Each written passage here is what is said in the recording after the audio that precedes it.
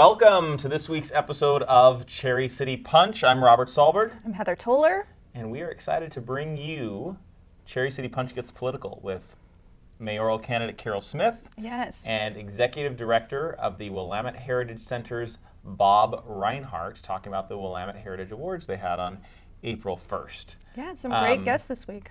I'm excited. Heather, how are you feeling? In general, I'm feeling a little under the weather, so I may not be my usual dazzling self. Well, we just had opening night of Urinetown. Yes. The musical, Yes. playing at Pentacle Theater April 15th through May 7th. It was a great opening. I think Robert and I did all right. I have a couple notes for you. Well, I have notes for you. Oh, well. Yeah. I'm glad you finally got that one dance move right. Well, I do what I can. But I'm watching you, so that's the problem. Is out of the corner of my Okay, during eye. our rehearsal process, I just have to say that Robert will generally yell at me whenever I mess up. And I've particularly that one night where I was spinning around when we were all supposed to be coming in, and he just starts laughing and mocking me. It was pretty funny because everyone else was doing something. Usually I'm the one that's screwing up the dance, and so that's why I was just surprised that Heather was screwing I know, up the that's dance. the funniest part, is usually I'm right on. Yeah. And whenever I mess up, though, out of character, when we're supposed to just own our mistakes, Robert starts What can laughing I say? at me. It was humorous. I thought it was My husband funny. was also laughing at me, so. Heather, what do you have on the calendar? Well, we obviously, Urinetown just opened. We also have, don't forget, Shakespeare in the Market, put on by Salem Theater Network. Every Saturday in April, you can go down to the Saturday Market and see some performances of Shakespeare. This is a great attempt to bring together the different theater communities in the area. So we're going to have folks from Willamette University, McKay, McNary, South Salem, and West Salem High performing excerpts of Shakespeare. So don't miss that. There's just during the month of April, this will be going on. Also, we do have auditions very soon for Enlightened Theatrics by appointment only. So those are going to be April 21st and 22nd. So if you haven't RSVP'd for those, you need to get that appointment. You might want to mention the show. Oh, I'm sorry, for The Wizard of Oz. So we know that you're going to probably have children that want to be involved, and their auditions are April 24th. So you do want to email and get that appointment scheduled. Also, The Aliens is auditioning April 30th. And that's going to be at the Pinnacle Theater at 1 p.m. at Pinnacle Theater, and that show's going to run in July. We do have also a couple of things happening in the community music-wise. The Salem Philharmonia is going to be opening April 22nd and 23rd. They're going to be performing Mendelssohn's Symphony No. 4, so you don't want to miss that. We also have Almsville Community Theater. They're opening up Things My Mother Taught Me May 6th.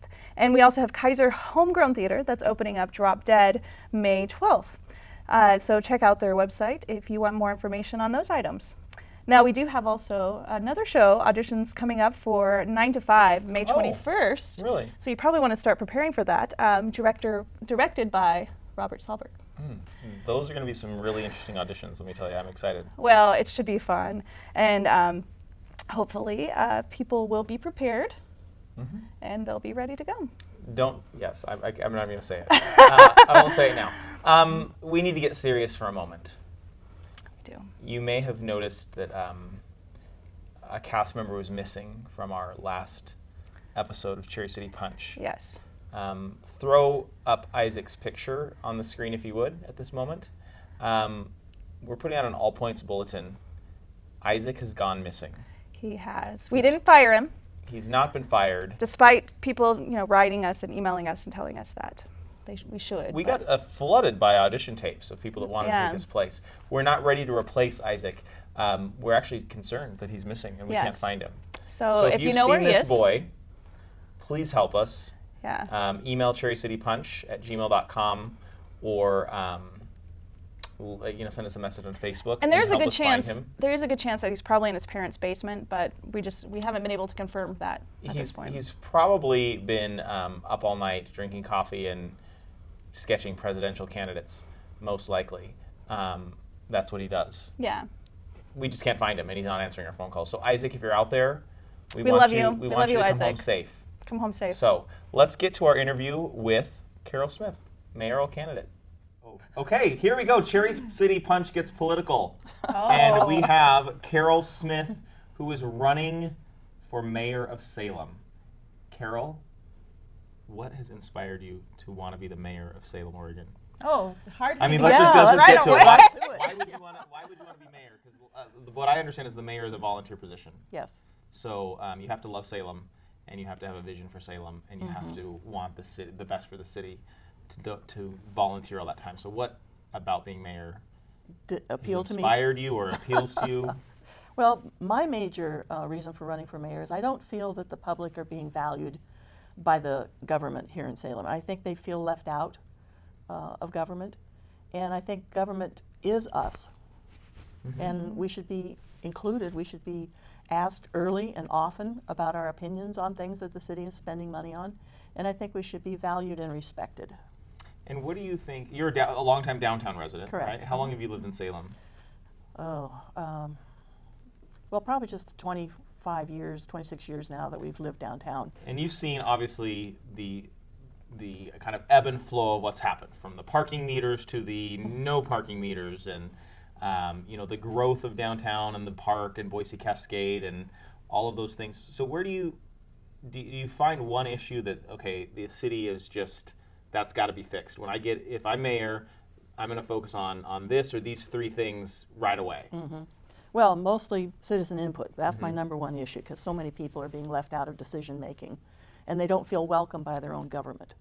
So I think that's number one. Number two, if I were going to lift up the whole community a little bit, I'd probably vote for the streetscape project that the citizens designed in 2013.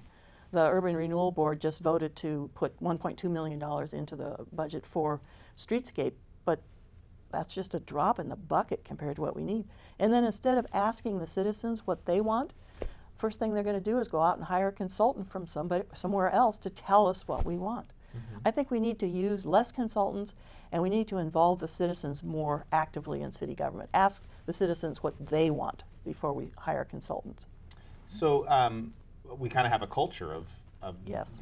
of asking consultants and doing large searches and bringing those firms in. So how do you reinvigorate people's enthusiasm to get involved? Because there's been so much non-involvement that you have to then bolster people and empower citizens back up. So do you have a strategy for kind of how you get that message out? Well, I think that's gone on for so long that it's been really damaging to the public, that they don't feel welcome in City Hall and they don't feel that their ideas are valued. So I think because it's gone on for so long in Salem, I think we need to reach out to groups and actually go out to them rather than expect them to come to us. And I think that's an important activity of the mayor, is to go out, reach out to people and ask what they want. What's value? What is it you want done in your neighborhood? What do you want changed? What can the city do to empower you as citizens in city government? And I think if you reach out to them successfully, they will come in. And you've been involved in maybe city boards or city other volunteers opportunities in the city. What else have you done that's involved in city decision making? Well, I've been chair of the Canyon Neighborhood Association for 6 years, and I also served on the Downtown Advisory Board for about 6 years. And those are both really important organizations. And how are you feeling about the bridges? Oh. Wow, another hard-hitting issue. Yeah, that is a here we rough go, one, because yeah. one, I don't see any funding source for this bridge, and we've spent about $6 to $7 million so far on this third bridge idea. And I don't see any funding source in the future.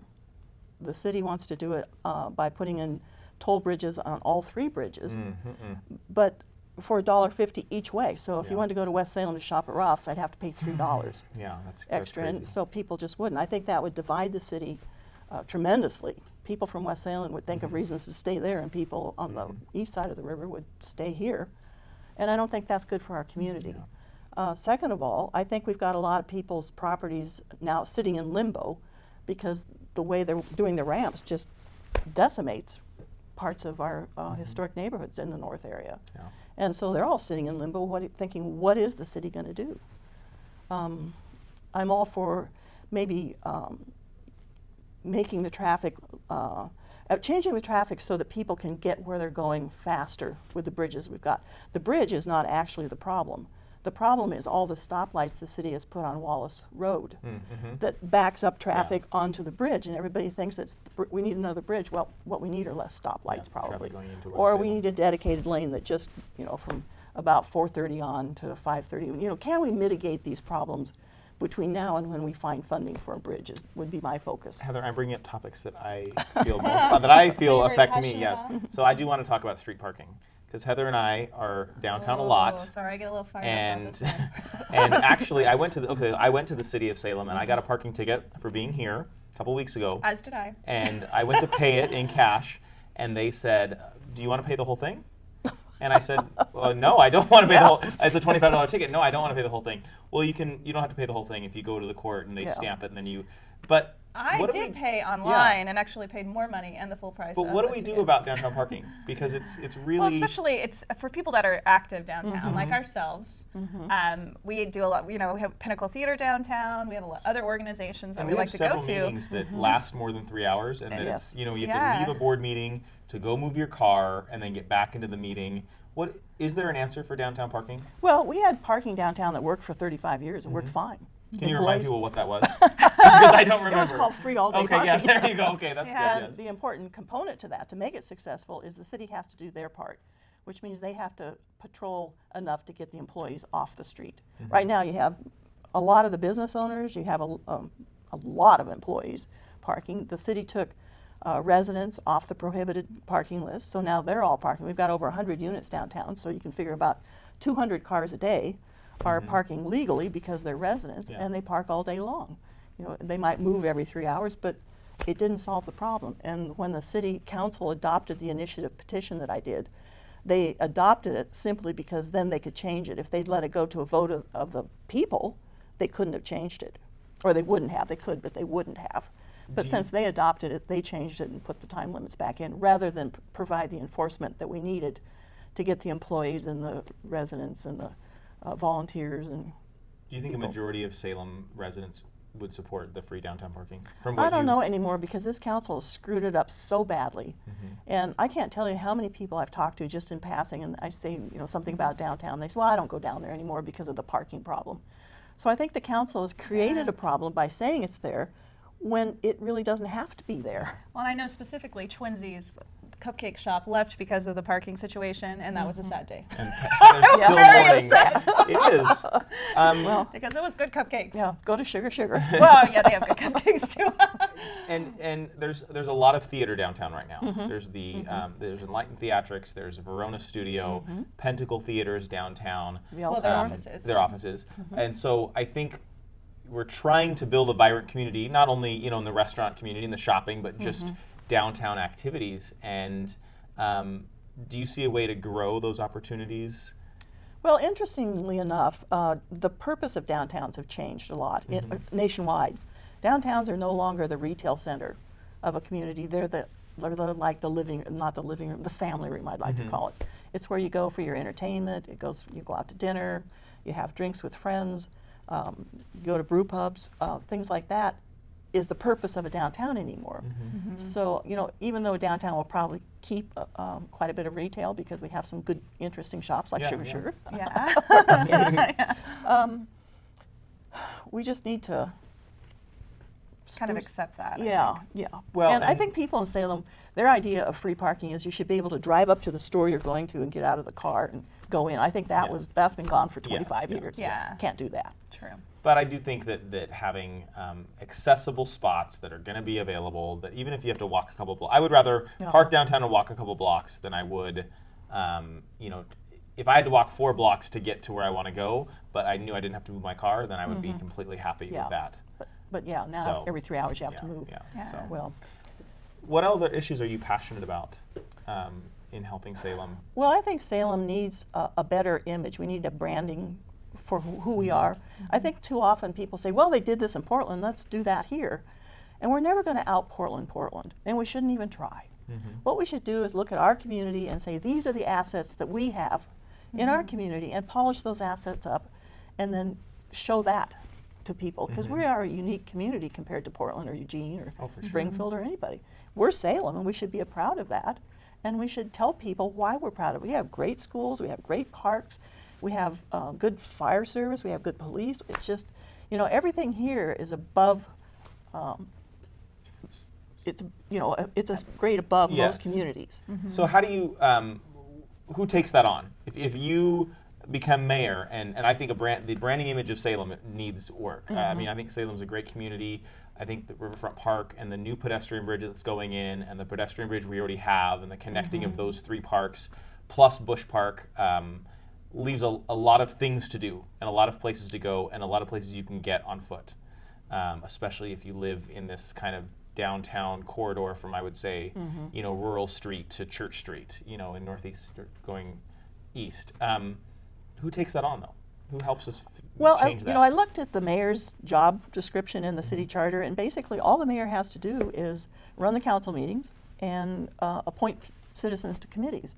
But I think a major portion of the mayor's job is to be a cheerleader for the city, to go out and tell people how great we are, how to, what assets do we have here that would make people move here? Why are the people in the upper incomes of state jobs, why are they all living in Portland? They make their money here and then they take it all up to Portland to spend. And the same with Willamette University. Most of those professors don't live here anymore. They all live in Portland. And we need to make our community attractive to those and other economic levels of people. Is there anything we're not doing now that would help attract those people back down here, do you think? Well, I don't think we're doing anything at all to attract them right now. So, yeah, I think there's a lot we could do. Now, if someone wanted to find out more information about your campaign or how to get involved, how would they do that? Well, we have a website called carolsmithformayor.com, and if you want to reach me, it's carolsmithformayor@gmail.com. And the election is May 17th. May 17th. So because there's only 2 of us running, one of us will get 50% or more of the votes, so they will be the only name on the ballot in November. So if you want a choice, you have to vote in May. So the primary is in. Does one of you automatically go on in November, or is there any way that both of you would be on the November ballot? Okay. No, because one of us will get more than 50%. Gotcha. Okay. So we will have a new mayor technically on May 17th Correct. or after May 17th, but that position wouldn't start until January 1. Correct. Great. Well, thank you so much Yes, for coming on to the thank you. show. It's great Thank to have you. you on. All right. Well, we are excited to have Bob Reinhardt from Willamette Heritage Center joining us today. You just had some awards. Yeah. So we want to Yes. talk about It's a those big real event. quick. Yeah, we did. So that was our 24th Annual Heritage Awards. And this is an opportunity for us to recognize and try to appreciate some of the really great work that's being done in the Mid-Willamette Valley to preserve and interpret the history of the region. This year we had 4 awards: the Heritage Education Award, the George Strozet Award for Preservation, the David Dunaway Lifetime Historian Award, and the Heritage Enterprise Award. Each of these are meant to recognize different kinds of contributions. As an example, Pinnacle Theater won the Heritage Enterprise Award for the many years. I mean, they've been around for, I think, 62 years now. And the nominations that came in for the Pinnacle were about its significant efforts to not just put on great productions, which of course they do, but also to preserve the history of those things as they go along, so that people that were involved in a production 50 years ago can go to the Pinnacle, can see some of the things that they were a part of. So it was a really great opportunity to celebrate an organization that maybe is not directly associated with history and heritage, but is certainly contributing to a broader environment. So one maybe confusing thing for people is Willamette Heritage Center used to be Mission Mill. That's right, yeah. So can you kind of talk about what's been Absolutely. the transition from Mission Mill to now Willamette Heritage Center, and how long you've been Yeah. with the organization? So, I mean, I too grew up with it as Mission Mill. Like, I remember seeing Everclear in the spinning room. Wow. So that was a while Wow. ago. Mission Mill merged with the Marion County Historical Society in 2010. The Marion County Historical Society had always been on the site of the Mission Mill Museum, as it was known, which is 5 acres right there next to the train station, next to Willamette University. The idea at the time was that these 2 organizations shared a lot in common, and by pooling their resources, they could become greater than the sum of their individual parts. And so Mission Mill Museum merged with the Marion County Historical Society and became the Willamette Heritage Center. The idea being that this place could serve as a hub for heritage and historical preservation and interpretation in the Mid-Valley. So that happened in 2010, and there was a significant effort at the time to sort of define the organization, but it went through a pretty rough period of about 5 years of this transition, which I think few people really anticipated because the 2 organizations shared so much in common, but there were some differences that had to be reconciled, and also sort of figuring out how are we going to be greater than the sum of those 2 parts. I started in April of 2015, and full-time in June of that year. I was at the time teaching at Western Oregon University.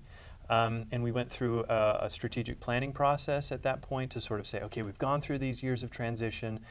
We're the Willamette Heritage Center. Very few people seem to know that. This is a problem. Yeah. And part of that was defining who we are and what we do, and then also investing resources in marketing, advertising, communications, and branding, really. Oh, you for know. sure.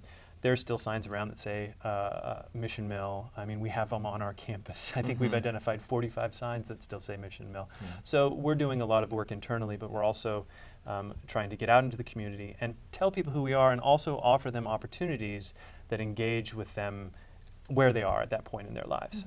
So. So Yeah. you're a facility that has historical opportunities for people to learn about Marion County and the Willamette Valley, but you also have the opportunity people can have events on your Yeah, and I on think your a lot of facility. people know our place because they got married there. They've gone to business luncheons. You know, this was the original vision at some level when the property, the Thomas K. Woolen Mill, was donated and became the Mission Mill Museum Association. That revenue from rentals could be used, and that helps keep the lights on. It's not a lot, but it's Yeah. it certainly helps. So a lot of people have different kinds of interaction with the institution. Right, and some people have been there as 3rd and 4th graders because that's when you're hitting on Oregon history and social studies class, or you went there because your sister got married. And my objective is to try to bring those groups together in some way, and to create or provide for people a really authentic and genuine experience of the past, which I think is something that we could really have going for us here in Salem. Yeah. One of the things that I enjoyed this last Christmas season was the Magic at the Magic Mill. at the Mill, Yeah, yeah, it was yeah. kinda So neat. that's one of our 4 signature events. That's a holiday lights display. It also helps us raise some money for the institution, which is great. It's a lot of fun. Having been on the inside this year, I can tell you it's exhausting, but it's a great event. You know, we get Yeah. Santa and everything, and we're also incorporating more historical experiences. So how were the holidays celebrated back in the 19th century, for example? Our next signature event is Sheep to Shawl. And this is something that's staying in line with our history as a woolen museum. So we'll have animals that are on site that are being sheared.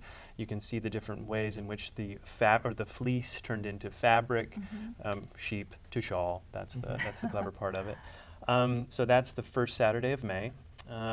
Another event that we have is called History Was Here, which focuses on the home front experience during World War II. The Thomas K. Woolen Mill was a huge producer of blankets and other material during both World War I and World War II. That event happens in July.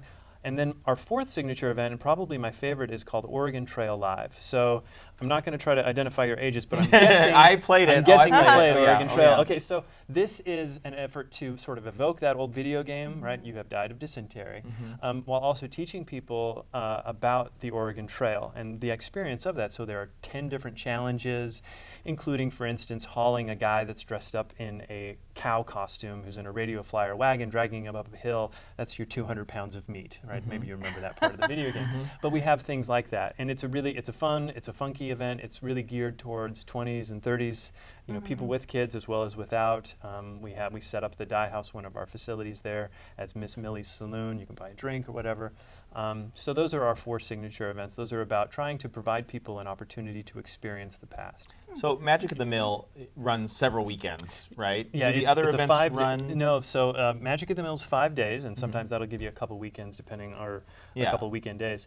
The other events are all one-day events, and usually they run 10 to 4, depending on on what the event is exactly. Yeah. Yeah, the Oregon Trail. I'd never been to Magic at the Mill. I went this year, and I was actually surprised at the line out the door to get Oh, in because man. it's been going on So for this- years. So I'm always Yeah, surprised it was when. really This was popular my this last first. year. This was my first year working on it. The first night, we had twice as many people as we had ever had on a single night in the history of Magic at the Wow. Mill, and it was my first night, and I'm like, So what what was is that? do you happening? think? Well, I'm going to say that it's completely because I'm there and I'm making. No, we just had. I think we had some good marketing efforts. I think we had good buzz in the community. We had some great Facebook posts about it. The weather was pretty good. It started on a Saturday. We had a lot of people coming down from Portland and other places, and I think that that's indicative of the kind of thing the Heritage Center can offer for people that are maybe a little tired of the hectic pace or the price of being in Portland or in other places. We offer an opportunity to sort of slow down,